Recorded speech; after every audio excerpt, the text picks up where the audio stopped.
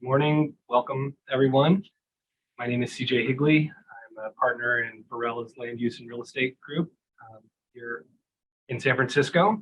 I'd like to welcome all of you joining by Zoom and welcome especially to those who braved the post-pandemic world to make it in here live here at Farella, Braun and Martel. It's been quite a while since we've done a live event, and I'm sure I'm not alone when I say that we're really looking forward to doing more of these and creating opportunities for all of us to come together and exchange ideas and just have human interaction and conversation. So keep your eyes out for future programs and take the opportunity to come down and join us live. And in the meantime, today we'd like to talk about the BUCMED's new greenhouse gas thresholds of significance. Today's program is a program of our real estate industry group. The real estate industry group at Farella includes attorneys not just from transactional real estate and land use like me, but also from our environmental group, like my partner, Don Sobelman, as well as lawyers from our business transactions group, tax, and of course, litigation. So as I said this morning, we're going to be discussing BUCMED's new thresholds for greenhouse gas impacts under CEQA. And I'm really pleased and fortunate to have joining me today a few folks with particular expertise in this area. And I'll let them introduce themselves, starting with Don Sobelman. Good morning. My name is Don Sobelman, and I'm a partner in the environmental practice group here at Farella Braun, as CJ said, which is part of the real estate industry group. My practice for over 20 years has been fairly broad, including environmental litigation, as well as redevelopment and cleanup of contaminated sites.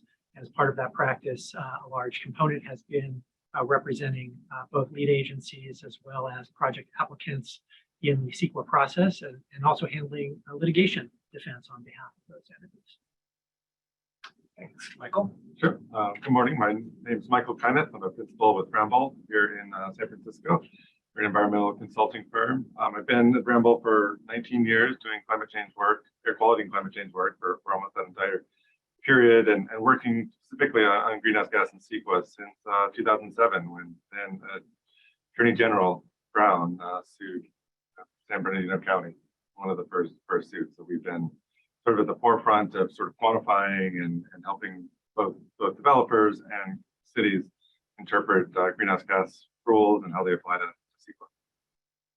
CEQA. Tania? Hi, my name is Tania Sheyner. I'm one of the principal environmental planners at the San Francisco Planning Department. I consider myself a CEQA generalist, but I'm also on the air quality and greenhouse gas technical group with Jessica Range, who sort of like developed the process that we use for GHG analysis that I'll discuss today. I've been at planning for about 8.5 years. Prior to that, I was with ESA consulting for 10. Okay, great. Well,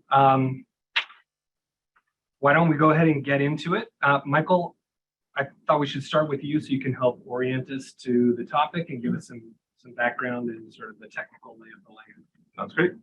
Thanks. And first, let me thank you, CJ and Don, Margaret, and the rest of the Farella team for inviting me to be here. Appreciate the opportunity to get back in person and do something like this again. So I'll speak briefly. As many of you know, the Air District had promulgated their greenhouse gas rules initially with the draft in 2009, and that were adopted in 2010. And those were for 2020 targets, which were the only legally binding targets at the time. They then sort of relied on those pretty much without modification through, I think they did an update in 2017, but didn't change them. And then it wasn't until this year, 2022, so 2 years after the 2020 targets theoretically should have been met, came out with a new set of standards, and those were adopted by their board earlier this year in April. And so I'm going to be going through sort of where the standards used to be and then where the standards are now. So if you recall, from 2010 to 2022, we sort of, you could comply at a project level. So starting with project level, then I'll go to plan level, you can comply with the threshold in one of three ways. You could either show compliance with the qualified greenhouse gas reduction strategy. and is going to talk more about that, how San Francisco used that approach and used that approach very effectively over the past decade.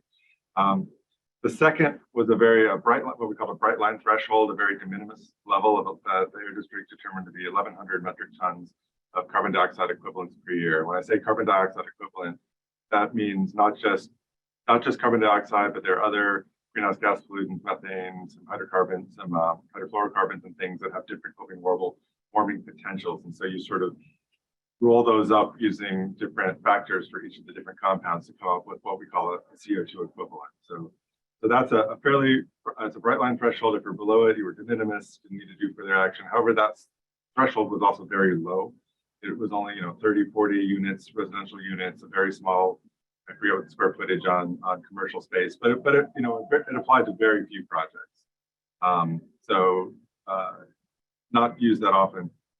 And then the last one where most, I would say, projects complied was with this efficiency metric, which was 4.6 metric tons of carbon dioxide equivalents per service population per year, where service population was designated as residents and employees, either of a commercial space or mixed use or residential space. So and that's, initially in 2010, that was pretty difficult to meet. Definitely had to take a lot of measures, TDM measures, transportation demand management measures, some on-site renewable, things like that to meet that target, make sure that you were providing enough density. It was very difficult to meet also if you had any retail component, because a lot of times in a project you had to take credit or you had to account for retail trips coming to the project, but you then couldn't put those same people, the patrons, in the denominator for the efficiency metric.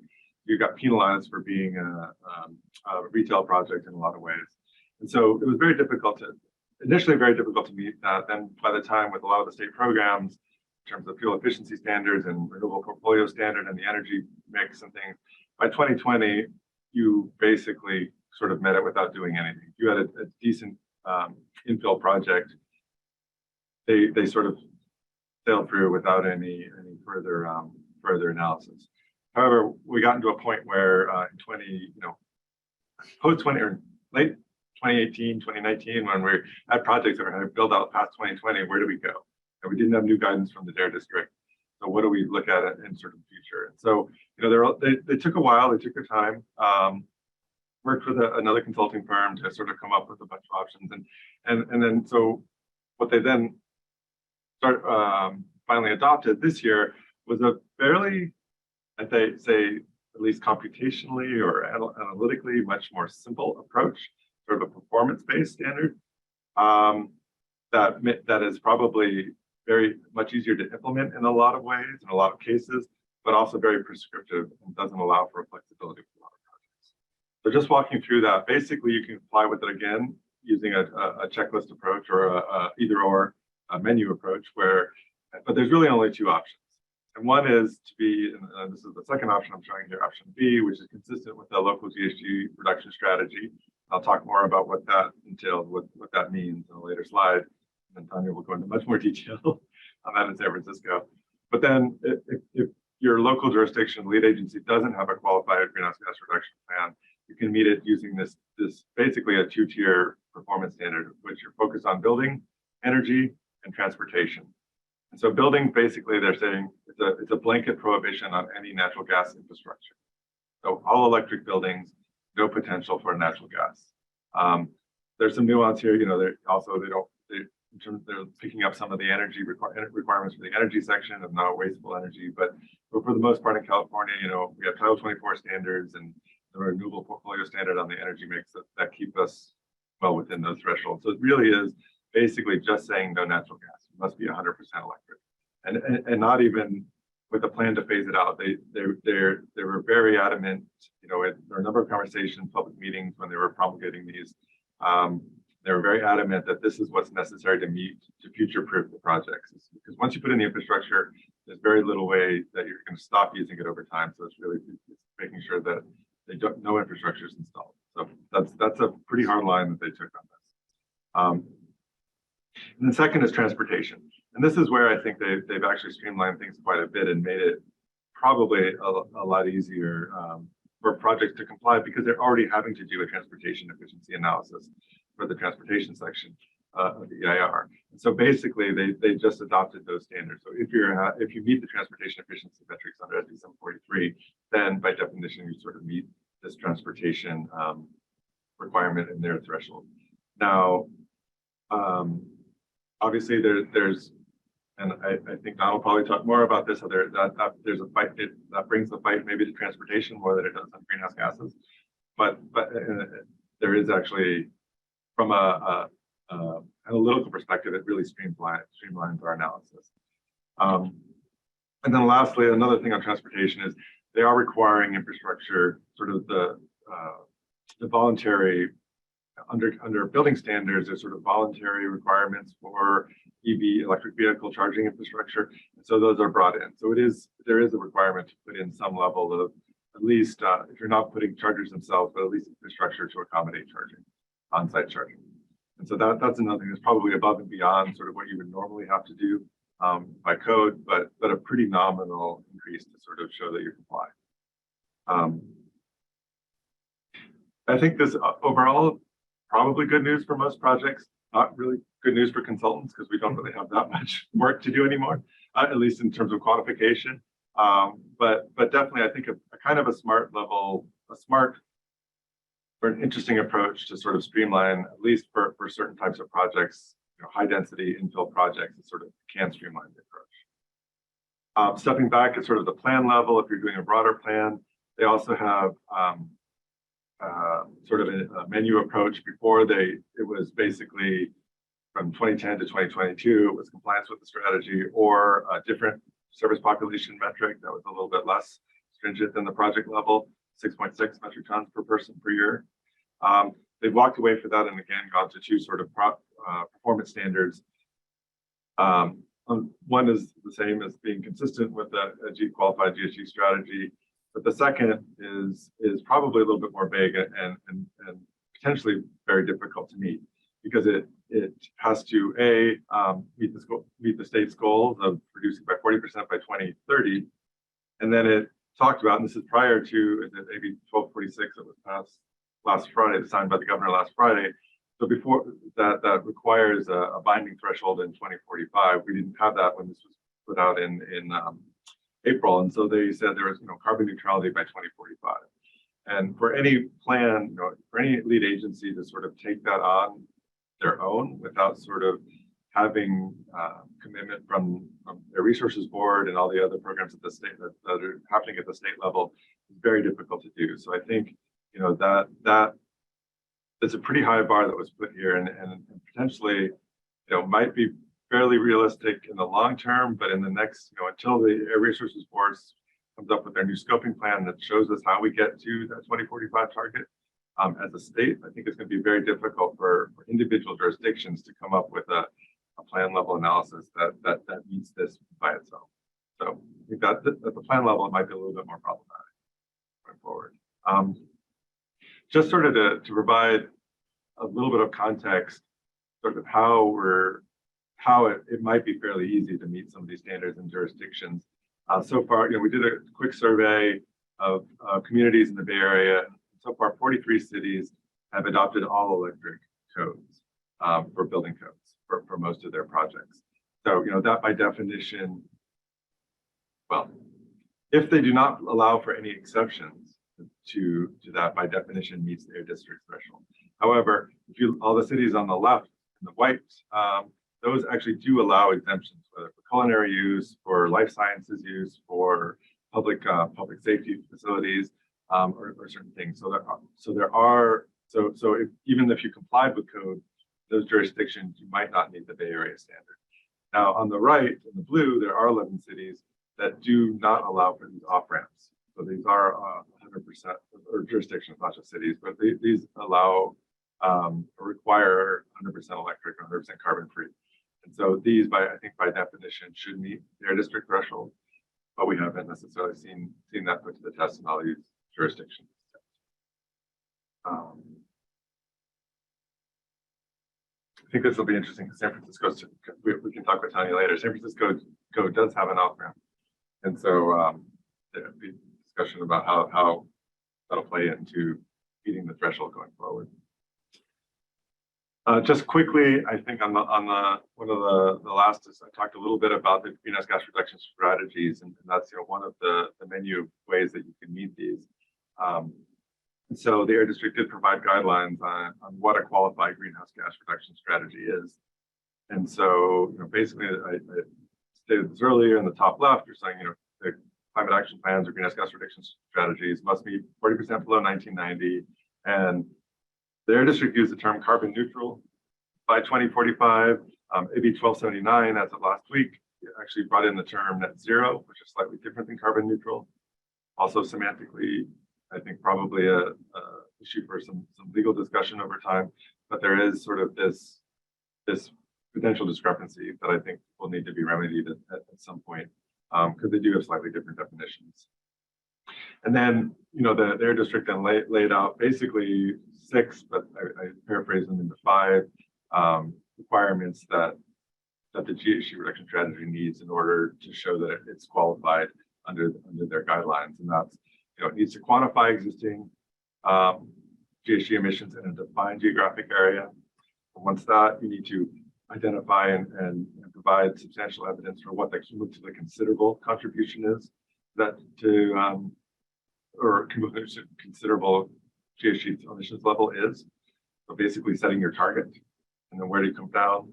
And then once you get the target, then specifying specific measures, including performance standards. So it doesn't need to be, you can just set whether it be all electric or whether it be, a certain number of EV chargers or a certain percentage of parking in an EV charger, whatever. You can set these performance standards so that, if implemented on the project by project basis, they'll achieve at a specific emission level. Next is establishing a mechanism to check progress. And then if you need to go back, if you're not hitting targets, maybe things need to be adjusted. So there is this sort of feedback loop that should be built into the reduction strategy on some periodic basis. And then the last one, and I think Don's probably going to talk about this a little bit more, and Tania as well, is that it should be adopted. This is the quote: "Be adopted in a public process following environmental review." And so, I think there are, San Francisco's taken an approach. Oakland has the ECAP that they've worked on and released last year, I think, 2021. I went through sort of a public process, but that's a level that we have not seen for a lot of climate action plans or GHG reduction strategies in the past. So, wanted to point that out. And then just in summary, I wanted to give sort of a brief summary of sort of the pros and cons that I see and we've discussed as a group here of this approach versus sort of the prior approach. And I think one good thing is that really you're not doing death by analysis on a project anymore, right? If you meet these 1 or 2 performance standards or 3 performance standards, you meet the threshold and you move on. You don't need to spend a lot of consultant time and a lot of data collection on your own to figure out where you stand and what your targets are going forward. I mean, it is, you do X, Y, and Z, and you're done and you move forward. And I think that can streamline for a lot of projects. And because so many local agencies and jurisdictions have adopted all electric codes, right? Some of this might, and they have their own SB 743 targets for transportation. A lot of this is just going to be, or potentially just code compliance. You don't need to go much beyond code compliance. So that really sort of helps a certain subset of projects, a large subset of projects, but a certain subset. On the flip side of that, some of the problems with it is, it only applies to very certain projects. I mean, we've heard, it doesn't really apply to industrial projects at all. It's particularly life sciences or research, where you might need natural gas for sterilization or some other specific use, that maybe we don't know about. It's in a research field, the things are always evolving. There might be some specific needs, and so, what does that mean? Does that mean that automatically, if you're going to build a life science research facility, that automatically kicks you into an EIR, that you have to go through a much longer process than doing sort of a simple checkbox approach? Logistics projects, we see a lot of those lately. That's also very problematic from a transportation perspective. SB 743 doesn't really apply to them in a lot of ways. It's figuring out what the threshold is there. Basically, you know, those projects will have to come up with their own thresholds, or local agencies are going to have to come up, lead agencies are going to have to come up with their own thresholds for those. And transportation is another one, similar to logistics, but similar. There's no sort of approaches for those types of projects. Again, no off ramps for natural gas usage. They we're very clear about that, but that sort of does provide, you know, as I said, it puts there's conflicts in some of these jurisdictions that have adopted all electric codes but have these off ramps. So there is a little bit of inconsistency there. Basically, if you're not an infill project, right? If you and are unable to meet the transportation, I mean, there's been a concern. You know, most of the Bay Area jurisdiction is urban, and many of the projects are infill, but there are parts of it that are quite rural, and it'll be very difficult for a lot of the rural projects to sort of meet this, especially the transportation. There's a concern from rural communities about how they can facilitate growth. I think the last two are really in terms of CAP, consistency, climate action plan, or greenhouse gas reduction plan, and I think there are as I mentioned earlier, you know, concerns that any specific jurisdiction cannot necessarily meet carbon neutral or net zero target on their own. They really need state action to do so. So until we have state action delineated and we have that roadmap, I think there's, you know, it's going to be virtually impossible for any climate action plan to sort of meet this threshold. I might disagree with me. We'll have a discussion about that. But I think that's one area that their district was aware of when they promulgated these and sort of went forward anyway, because I think it was more aspirational. But it's something that we need to consider and have conversations about. But it also means that there's going to be a lot of fights, I think, at lead agency level when they are trying to push for these climate action plans. So I guess with that, should we pass straight to Tania and bring us into. Yeah, as one of the pioneers of the climate action plan regime, so one of the early adopters, thought it would be interesting to invite Tania to this discussion to talk a little bit about San Francisco's experience with adopting its original climate action plan and greenhouse gas reduction strategy, and also, you know, what, if anything, the city intends to do in response to this new guidance. So here's a brief overview of what I will discuss today. I'll talk about our framework, how we came up with it, how well we think it works. We'll go through all the individual components. We have various tools that we use to kind of serve as our substantial evidence, and then I'll talk about the pros and cons. So this is sort of like our framework in a nutshell. So we, of course, have the section 151(a)(3.5) that allows allows public agencies to analyze and mitigate greenhouse gas emissions as part of a larger qualified GHG reduction plan, and also describes all the contents required. We have the climate action plan. I'll talk about that a little bit more, and that sort of outlines the broad objectives and goals of the city. We use, so the climate action plan is led by the Department of the Environment, and it is a very collaborative effort among all of our departments that they're really the lead on that. We have the GHG reduction strategy. This is the part that we put together in the city and at the planning department. And then we have, for individual projects, we have what we call the greenhouse gas compliance checklist. And we have two of them. One is for private projects and one is for municipal projects. And of course, we have our inventory, so we can sort of see how we're doing. And then it's a cycle. So then all of those things get updated pretty regularly.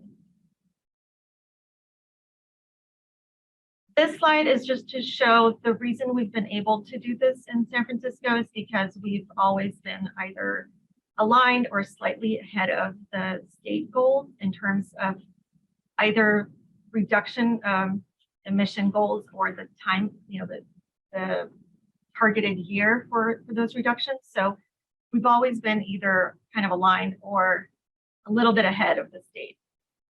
And that's kind of a big reason that we've been able to do this, so that if a project meets our local requirements, we can say it will automatically meet the state goals.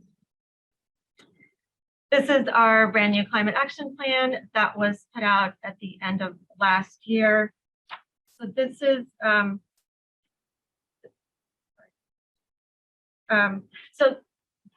climate action plan that was put out last year. The one before that was put out in 2013, and then we had our first one in 2004. That is another big reason that we've been able to do this for quite a while, since I believe 2010 we've used this approach, because we had a climate action plan since 2004. And so that climate action plan had all of these policies and goals that were then implemented through all the various municipal codes. And so at the time, so around I think 2010, our former environmental review officer, Bill Whitego, and my colleague Jessica Range realized, like, we were doing all this stuff already at the local level. There's stuff happening at the state. Like, what if we just put it all together and documented? And, you know, that sort of became our greenhouse gas strategy. So Jessica spent some time kind of getting all of those documents together.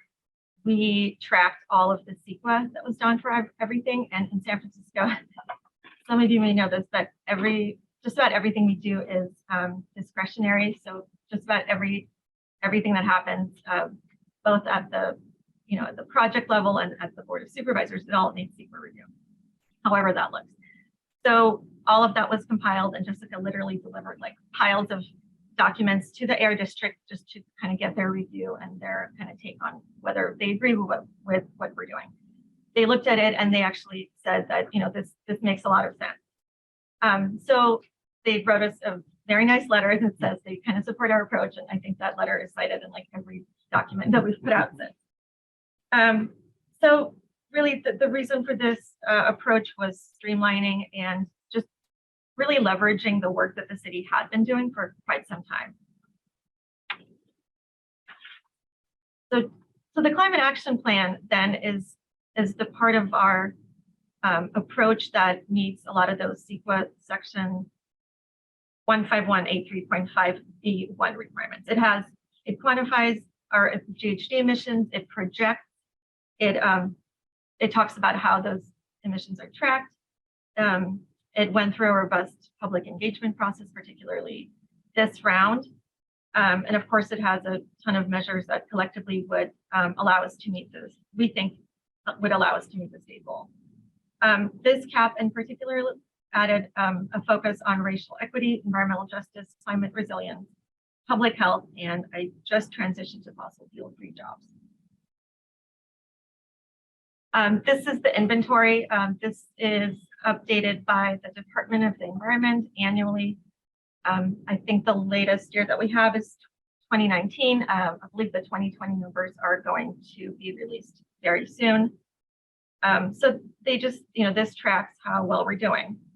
So if there's any question, if what we're doing is working, we like to point to this trajectory and say, it actually does make a lot of sense because we can track it pretty well. This is the strategies document that I mentioned we put together within the planning department. And so this is not a ton of like original text. This is mostly a compendium of everything that's already out there that we just want to document and put in one place, kind of show, that we've done CEQA for all of it. Similar to the climate action plan, it's broken down by sector. So it's a comprehensive assessment of policies, programs, and ordinances that collectively represent San Francisco's qualified greenhouse gas strategy in compliance with the CEQA guidelines. So this really serves as our substantial evidence, and we update this every few years when pretty like notable measures come out at the local level usually.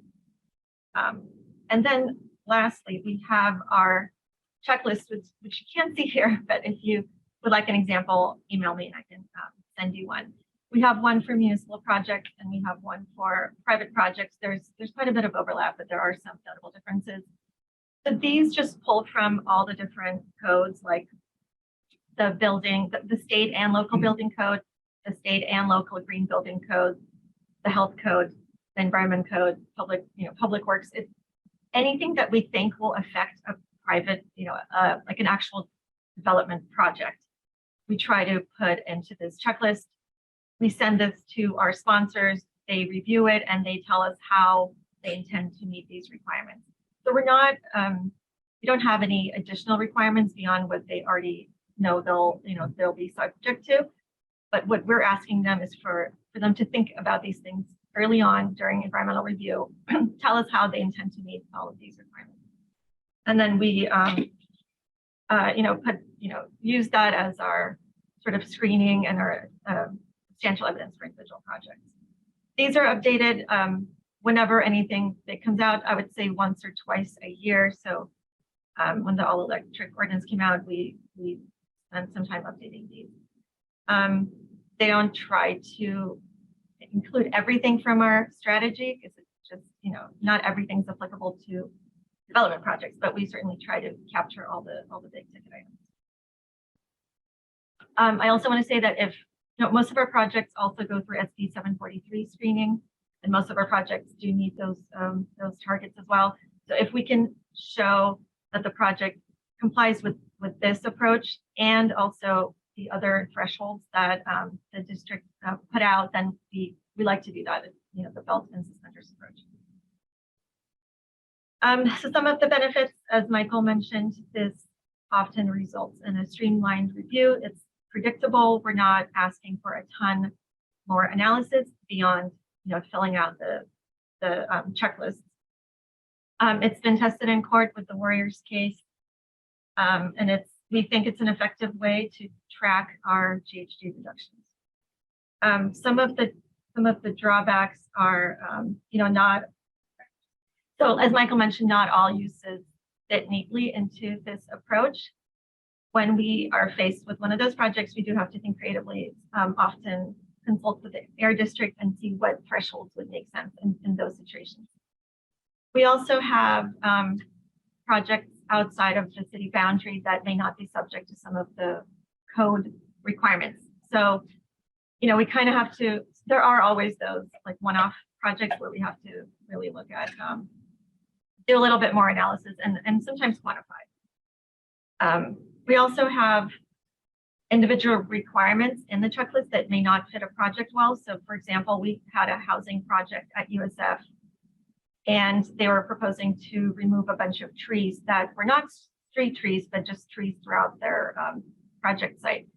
The checklist that we have is from I think it's from the Public Works Code, and it talks about, if you remove street trees, you have to replace them. Well, they were saying, well, we're not removing street trees, we're just removing like dozens of trees throughout our property.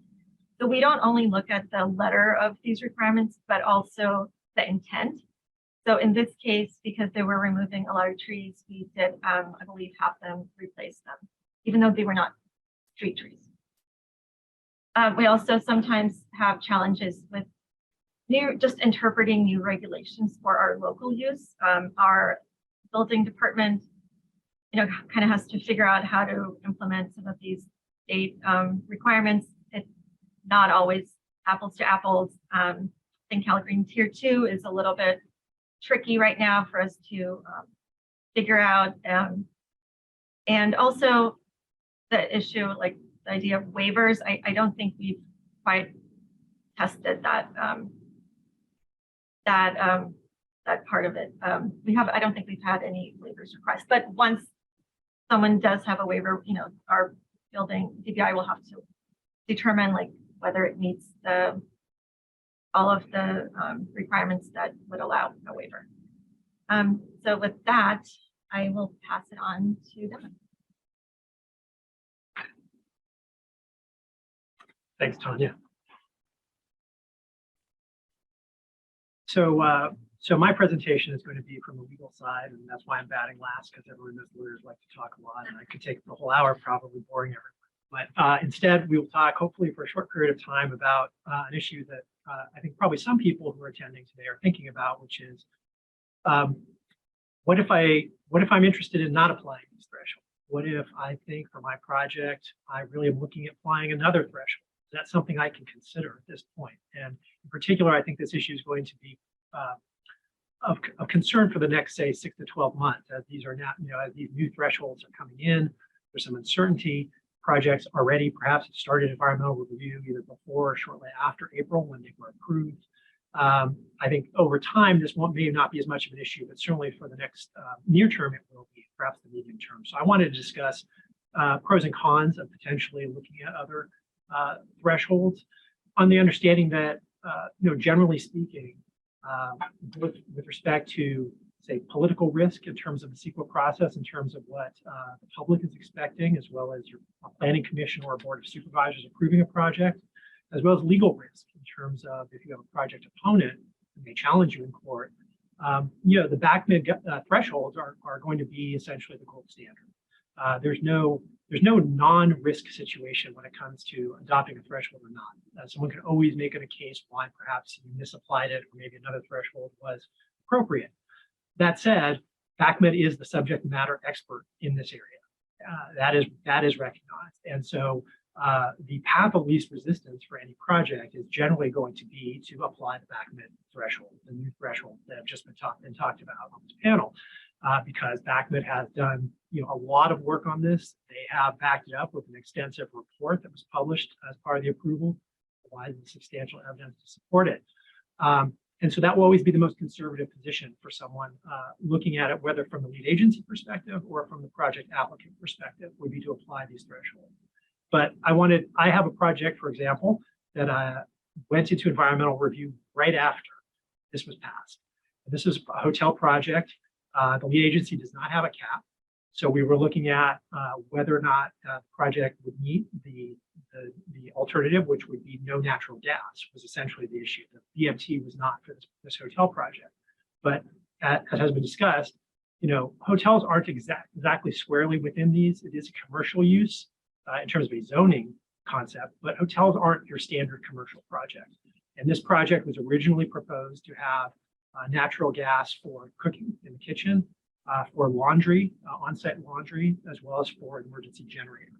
And so once the thresholds were passed and we started environmental review, both the lead agency and my client wanted to be as proactive as possible in making this project environmental friendly, committed to both were committed to making it as pro-climate as possible.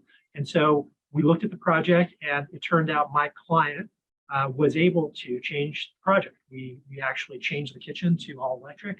The laundry was moved off-site, so there's no longer an on-site laundry.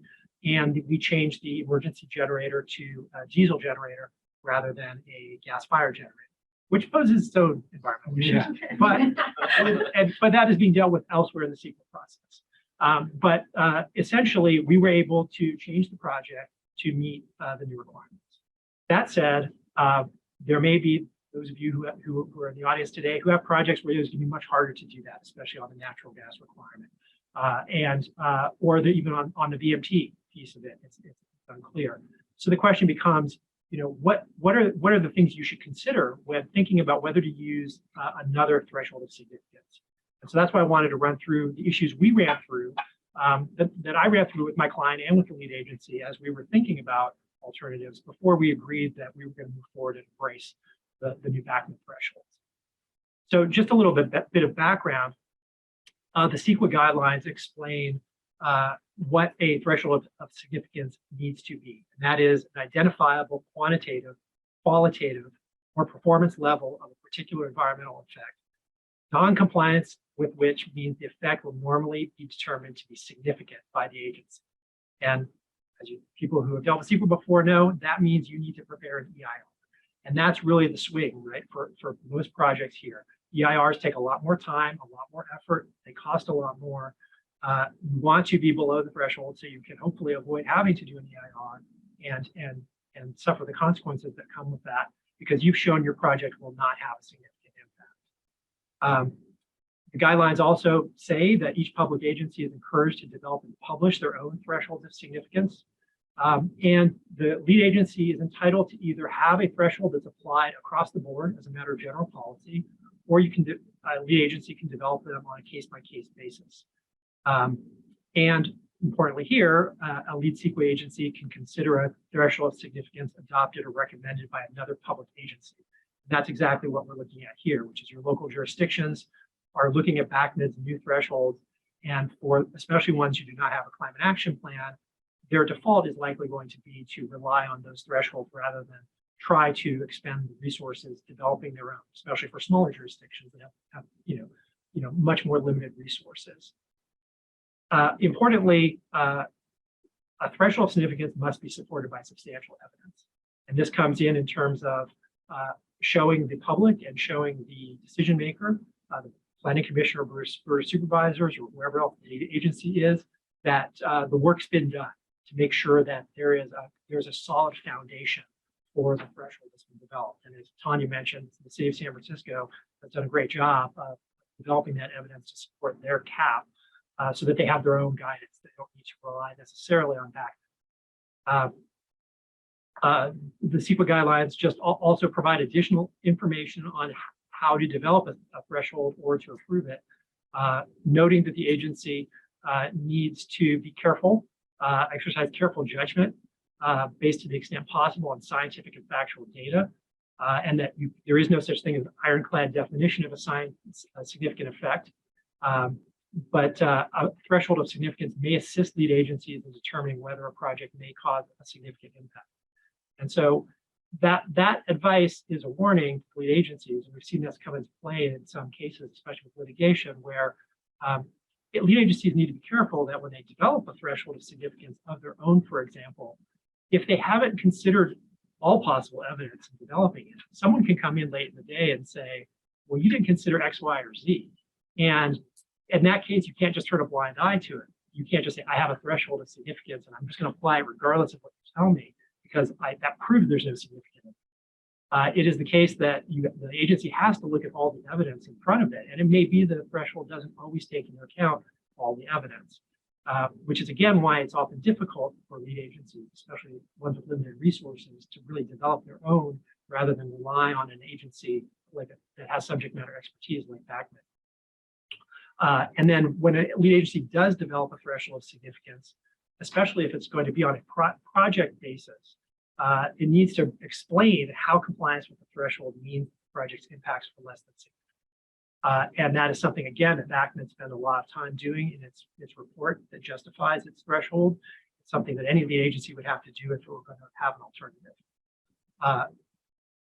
And as I mentioned here at the end, the language from the guidelines that's important is compliance with the threshold does not relieve a lead agency of the obligation to consider substantial evidence indicating that the project's environmental effects may still be significant. So the upshot of all of this is to say there are a lot of hurdles for a lead agency that wants to apply its own threshold instead of BACMID. It's not impossible, and I think there are some jurisdictions that have done a good job of developing their own thresholds and continue to do so. But it is not an easy task, especially in the area of climate change and greenhouse gas. So the first issue I wanted to mention of the four that is of interest, I think, in terms of whether you should consider applying something else is what does BACMID think?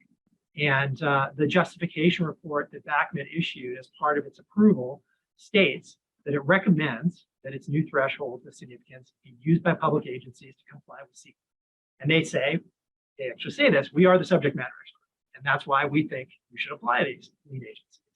However, they were very clear in their responses to public comments, and staff who presented at the hearing to the board when this was approved were very clear that these are recommendations. They are not mandatory, they're just recommendations to local lead agencies, and the decision on whether and when to use the new BACMID threshold is a decision to be made by the respective lead agencies. That's a very important point. It was actually at the approval hearing by the board. It was an important point. They wanted to make sure that there was flexibility for lead agencies. And BACMID confirmed that it was its own view that lead agencies certainly do have that power to rely on their own. The other issue, which has been talked about extensively already, was this issue about, well, what about projects that don't really fit squarely within what was relied upon to develop these by BACMID? And the justification report concedes that point, that BACMID developed these new thresholds based on typical residential and commercial land uses. And so, for example, my hotel project data centers, warehouses, logistics centers, the other projects that have been brought up already, they don't fit squarely within the data that was looked at to develop these at BACMED. And so BACMED acknowledged in the justification report that these thresholds may not be appropriate for other types of projects. However, they also kind of hedged on this, and they did include language that said that they can apply to many other types of projects or portions of projects in the responses to comment, but they haven't really explained how. And there will be, as we'll talk about momentarily, guidelines that are going to be issued by BACMED that hopefully will provide more guidance on this. In the meantime, the responses to comments essentially said, call us. If you have a project and you're wondering how to apply this, we'll work with you on that. The last statement that was in there was again pointing out this point that lead agency does not necessarily need to use a threshold if the analysis and justification that were used to develop the threshold do not reflect the particular circumstances of the project under review. Again, pointing out, there was a limited data set that was used on this to develop it. And actually said should not use the new threshold if it's faced with a unique or unusual project for which the analysis supporting the threshold not squarely apply. So in such cases, the agency should develop an alternative approach that would be more appropriate for the particular project, considering all the facts and the circumstances on a case-by-case basis. Essentially providing no guidance to lead agencies on what they should actually do, just saying you should figure it out. And again, they did say will help, but still, this without any real guidance from BACMED, published guidance. It's hard to know what BACMED might believe would be an appropriate approach in these specific cases. I think the takeaway from BACMED is they are certainly saying yes, lead agencies, you can feel free to use other thresholds, but there's not a lot of guidance on what might be, from our perspective as an agency, acceptable. And then there's the risk you'll have politically as well as legally of applying those guidelines rather than relying on others. One other issue that others were definitely concerned about was timing. The question was, well, when do these apply? These are new. These were passed on April 20th. They were effective. The Board of Directors resolution at BACMED approved it as of that day. So they are technically effective legally as of that date. Well, what does that mean? So there was a statement by BACMED in the resolution that says that the new thresholds are most appropriately applied to CEQA projects where the notice of preparation issued and environmental analysis begins on or after the adoption date. So essentially, they were saying if you were starting environmental review or issued a notice of preparation on April 21st or later, basically we think these should apply. Again, that doesn't override what they said elsewhere, which I've already stated, where they said it's up to every lead agency to decide, how and when to apply. But that's their position on when, at least for them as an agency, they will be applying it, and then their recommendations to others. And again, they made this point because specifically commenters asked about this. They said these are recommendations, so it's not there's not a rule at BACMED that says you must apply these as of that date to a project. So that's a thought that we helped deal with in our issue, which was in our hotel project was, since we're starting environmental review after, but very shortly after the new thresholds were passed, would there be arguments for applying for example, the prior BACMED thresholds because of uncertainty about perhaps how these are being interpreted? As we've seen, there's going to be for these more unusual projects, we're not sure how BACMED interprets them or what might be appropriate.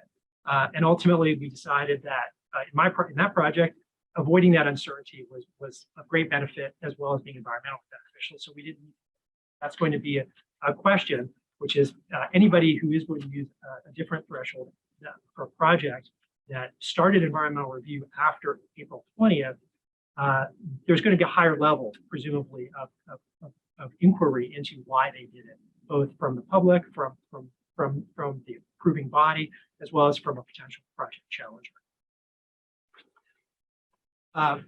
The other issue on timing is, again, as I mentioned, the CEQA guidelines that BACMED will be publishing that will help interpret the new thresholds. So far, the word on the website is coming soon. Literally, that's a quote. But the past history suggests that that may not be so soon after all, because when the last version of the thresholds were passed in June of 2010, it was 2 years before the guidelines were updated in May of 2012 to interpret them. So I think we can expect that for this, whatever period of time it may be, hopefully it won't be 2 years this time, but whatever period of time it takes BACMD to update the CEQA guidelines, there will be a greater deal of uncertainty about how to interpret them, and in particular, how to apply them to projects that don't fit squarely within that people will need to take into account. The other factor to take into account when looking at the possibility of using an alternative guideline, threshold, is that there needs to be substantial evidence. And we've talked about that there is a lot of data out there on climate change and greenhouse gases. It can be a huge effort to try and get one's arms around that, looking at what other agencies have done and try to come up with your own thresholds to apply as a lead agency. And certainly, whatever a lead agency does could be subject to attack and litigation down the road, whether as to the adoption of the threshold or on a project by project basis. And so, again, anybody considering using a different threshold will need to take into account that substantial evidence needs to be there to support it. And then the last point I wanted to raise was one that was alluded to, which is, if you're going to be using a cap to satisfy the threshold to show no significant effect, the requirement is that it be adopted in a public process following environmental review, as Michael said. That's the CEQA guidelines point. The CEQA guideline also says that to gloss that, once adopted following certification of an EIR or adoption of an environmental document, that cap can be used for project-specific cumulative impacts analysis for climate change. So the key takeaway here is that if you're going to rely on a cap satisfying the BACMD thresholds, it needs to meet this requirement. And it needs to be a public process, and there needs to be environmental review, including an environmental document. Now, environmental document is a defined term in the CEQA guidelines. It means an EIR, a mitigated neg-deck or a neg-deck, or an equivalent document that's adopted, for example, under NEPA. It does not include a notice of exemption. And so if you want to fall directly within compliance by following a cap and say you have complied with the BACMD thresholds, it needs to be a cap that has been through CEQA review, and it has an approved neg-deck or EIR. It can't have relied on exemption. That doesn't mean you can't use a climate action plan that hasn't been through that public process and had those approved documents. It just means it doesn't technically qualify as checking the box under the threshold. It means it's essentially an alternative threshold that you're applying. And as long as you're convinced that that cap is robust and has legs in terms of both satisfying the public and the voting body and can be upheld in litigation, there's no impediment to using that, but you have to recognize that it's not technically complying with the BACMD threshold. It's actually applying a separate alternative. So those were all issues that I think some people will have. There probably are others, and we can certainly talk about those if people have questions. Thanks, Don. We have a few minutes for questions.